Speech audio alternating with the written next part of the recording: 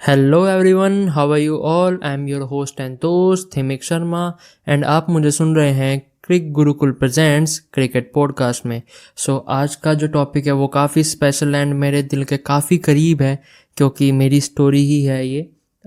मेरे पहले साल का मेरा जो क्रिकेट करियर था, मैं उसके बारे में आज आपको बताने वाला हूँ। आज का पूरा सुनकर ही जाना, क्योंकि आज आपको बहुत ही अच्छी लर्निंग मिलने वाली है पॉडकास्ट से। बिना किसी देरी के स्टार्ट करते हैं।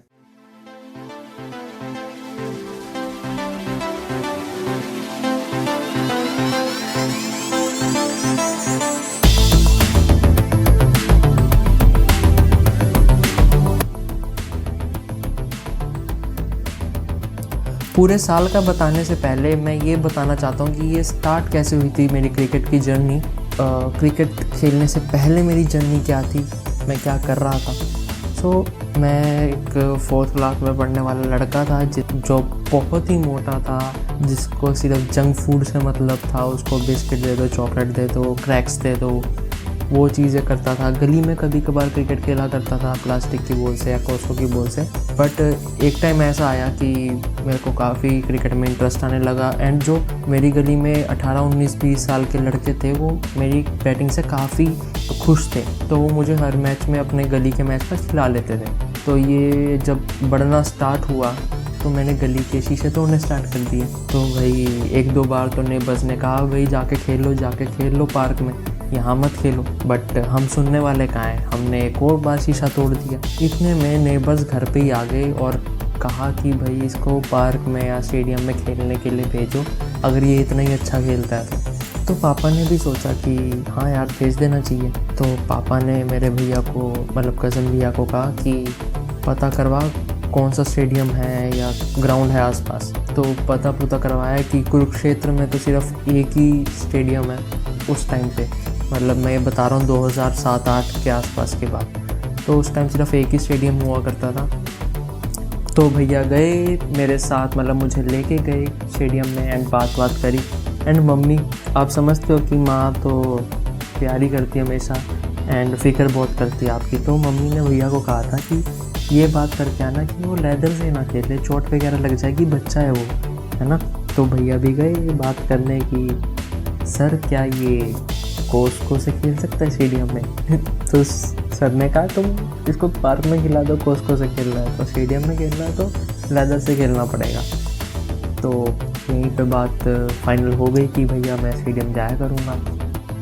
तो भैया मुझे छोड़ के आते रहे 2-3 महीने। तो थोड़ा जब बड़ा हो गया, मुझे रास्ते का पता चलने लगा, तो मैं खुद ही साइकिल से जाने लग गया। तो वहाँ पे जो मेरी पर्सनैलिटी थी वो बड़ी क्यूट बच्चे वाली होगी, क्योंकि मैं काफ़ी सबसे छोटा था उस स्टेडियम में खेलने वाला क्रिकेट। एंड कोई मेरे पे सीरियसली ध्यान भी नहीं दे रहा था, क्योंकि एक तो मैं काफ़ी एज में छोटा था एंड मोटा काफ़ी था मैं। तो इस करके मेरे पे कोई मेहनत नहीं करता था खास, क्योंकि मोटे पे कौन मेहनत करे, है ना। तो 2 महीने या 1 महीना मेरे पे किसी ने मेहनत नहीं करी। तो मैं तब भी खेल रहा था, क्योंकि टाइम पास तो चल ही रहा था वहाँ पे, बच्चे को क्या पता चलता है। फिर एक भैया से मेरी मुलाकात हुई, मतलब उधर के काफ़ी सीनियर प्लेयर थे वो, काफ़ी ज़्यादा सीनियर, मतलब अब रिटायर हो चुके थे उस टाइम पे भी। तो उन्होंने मुझे देखा, उन्होंने मुझे थोड़े बहुत बेसिक्स बताए एंड क्या कहते हैं, उन्होंने मेरे पे वर्क करना स्टार्ट कर दिया। वर्क कैसे किया, उन्होंने मेरे पे रनिंग करवाने लग गए, स्प्रिंट्स करवाने लग गए और स्ट्राइड्स करवाने लग गए। इन सब चीज़ों से मेरा वेट लॉस तो हुआ, बट थकान भी काफ़ी होती थी, क्योंकि पहले तो कभी किया नहीं, क्योंकि हम तो भैया चॉकलेट खाएंगे, हम तो क्रैक्स खाएंगे, हम गली में सिर्फ थोड़ा बहुत खेलेंगे एंड बस पढ़ाई करेंगे। तो इतना ही रहता था पूरा शेड्यूल। बट जब आप स्पोर्ट्स पर्सन बनते हो तो आप पे बहुत ज़्यादा वर्कलोड हो जाता है फिज़िकली। तो मैं काफ़ी ज़्यादा थकने लग गया था। तो 3 महीने के अराउंड मुझे लगा टाइम कि वेट कंट्रोल नहीं हुआ था, बट इतना हो गया था खेलने वाला। एंड आपको ये भी बात बता दूं कि 3 मंथ में मुझे एक भी मैच प्लेइंग का नहीं मिला था, ओनली नेट प्रैक्टिस मिलती थी, वो भी 10-15 बॉलें। तो 3 महीने मुझे कोई प्लेइंग मैच नहीं मिला एंड उसके बाद भी 3 महीने और, मतलब टोटल 6 महीने मुझे कोई प्लेइंग मैच नहीं मिला। एंड मतलब पेरेंट्स की भी कोई इन्वॉल्वमेंट नहीं थी, पेरेंट्स भी यही सोचते थे कि हम उसको टाइम पास के लिए भेज रहे हैं। क्योंकि भाई इसका पेट कम करवाना है, इसको पतला करना है, क्योंकि डॉक्टर ने कह दिया था कि भैया अब इसका वेट कम नहीं हुआ तो आगे चल के भी ये ऐसा ही रहने वाला है, तो इसको थोड़ा फिट कर लो। तो पेरेंट्स भी इसी पर्सपेक्टिव से सोच रहे थे कि इसको थोड़ा फिट ही करना है। बट मैं थोड़ा सीरियस था कि भैया अगर मैं टाइम दे रहा हूँ तो मेरे को खेलने को भी मिलना चाहिए। और मैंने मम्मी पापा को ये बात नहीं बताई अपने कि मुझे मैचेस नहीं मिल रहे हैं, बट चल रहा है जो चल रहा है। तो एक दिन मुझे गुस्सा आया और मैं गया सीनियर्स प्लेस के पास कि मुझे मैच नहीं मिलता, कितने 6 महीने हो गए हैं मुझे कोई मैच नहीं मिला। तो वो थोड़े मजाक में थे बट मैं काफ़ी गुस्से में था। तो थोड़ी बातचीत हुई, उन्होंने कहा निकल जा, अगर तुझे इतनी प्रॉब्लम है तो निकल जा। मैं निकला और साइकिल थी मेरे पास तो मैं साइकिल से निकल गया। एंड घर पे जाके पापा के आगे रोने लग गया कि पापा ऐसे बात हो गई है। उन्होंने कहा मत आइयो, क्योंकि पापा भी इसलिए सोच रहे थे कि फिट रहेगा। तो पापा ने भी कोई जवाब नहीं दिया उसका, और पापा ने कहा कोई बात नहीं, आप अब घर पे या गली में प्रैक्टिस कर लेना। मैंने कहा चलो ठीक है। फिर एक बार मैं अपने दोस्त के साथ था, पार्क में जा रहे थे हम पार्क में, तो एक भैया मुझे दिखे जो स्टेडियम में मुझे प्रैक्टिस करते हुए भी दिखे थे। तो मैं उनके पास भागा गया। मैंने कहा भैया मैंने आपको ना उधर देखा था। वो कहते उधर कहाँ? मैंने कहा स्टेडियम में देखा था, आप बॉलिंग करा रहे थे। कहते अच्छा तो आप स्टेडियम जाते हो? मैंने कहा जाता था। फिर उन्होंने कहा कि क्या बात हुई? मैंने बताया कि ये बात हुई। तो उन्होंने कहा अच्छा क्या करते हो? मैंने कहा बैटिंग करता हूँ।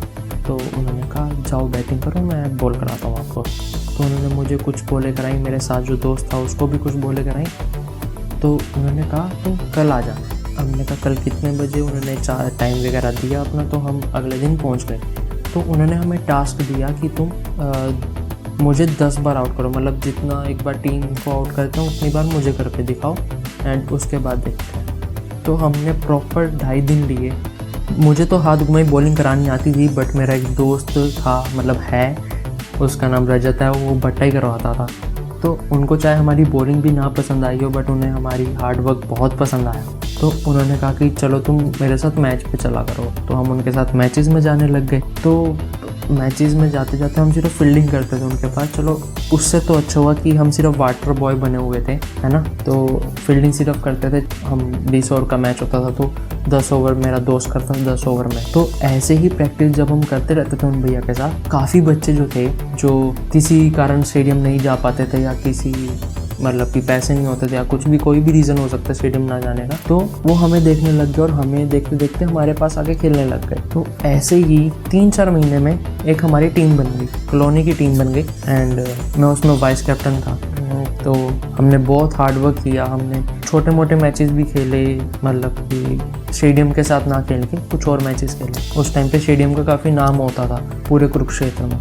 तो एक टाइम ऐसा भी आया कि हमें अप्रूवल मिल गया कि हम स्टेडियम के साथ मैच खेल सकते हैं, क्योंकि हमारा बहुत नाम हो चुका था। बहुत नहीं, मतलब कि एक चिंगारी निकल चुकी थी हमारे टीम के नाम की कि बहुत बढ़िया टीम है। तो स्टेडियम ने भी कहा कि पता नहीं कौन सी बढ़िया टीम है, इनसे मैच ही करते हैं। मैच स्टार्ट होने से एक दिन पहले, मतलब कि रात को जब हम सोने लगते हैं, मैं सोया ही नहीं हूँ पूरी रात। क्यों नहीं सोया था? मुझे एक एक्साइटमेंट थी कि अब उनको कुछ प्रूव करके दिखाना है मुझे, कि तुम मुझे मोटा बोलते थे या कुछ भी बोलते थे, तो अब मैं कुछ करके दिखाऊंगा। ये आग आ गई थी आग अंदर। जब हम सुबह गए तो हमारी पहले फील्डिंग थी, तो 2020 का मैच था। एंड सामने वाली टीम ने 165 के अराउंड बना लिए थे। एंड उस टाइम पे 165 भी बहुत रन होते थे, क्योंकि 2020 का इतना ट्रेंड नहीं था। सो 165 हमारे लिए बहुत बड़ा स्कोर था। एंड जब हमारी सेकेंड इनिंग आई तो मैं और मेरा ओपनर, उसका नाम है सौरभ, तो सौरभ और मैं ये सोच के चल रहे थे कि हमने सिर्फ मारना है। मेरी थिंकिंग तो शुरुआत में यही रहती थी कि जो सामने है मैं तो बल्ला घुमा दूंगा, मुझे डर नहीं है किसी का। स्पिनर आएगा, स्पिनर के टाइम पे मारूंगा, फास्ट आएगा, फास्ट के टाइम पे मारूंगा। मेरी थिंकिंग सिर्फ ये रहती थी कि मारूंगा तेरे को।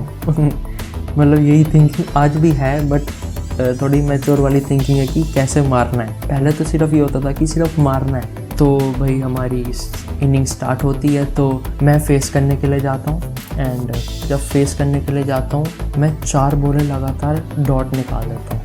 अब जिसकी थिंकिंग बार बार मारने की आ रही हो अंदर एंड 4 बॉलों में उससे बॉल ना टच हुई हो तो वो थोड़ा घबरा जाएगा कि मैं क्या करूँ। और ऐसा ही मेरे साथ हुआ। मैंने कहा 4 बॉलें खाली निकाल दी, पहले ही रन बहुत हैं, कैसे बनेंगे। तो मैंने अभी रिस्क लिया, ठीक है।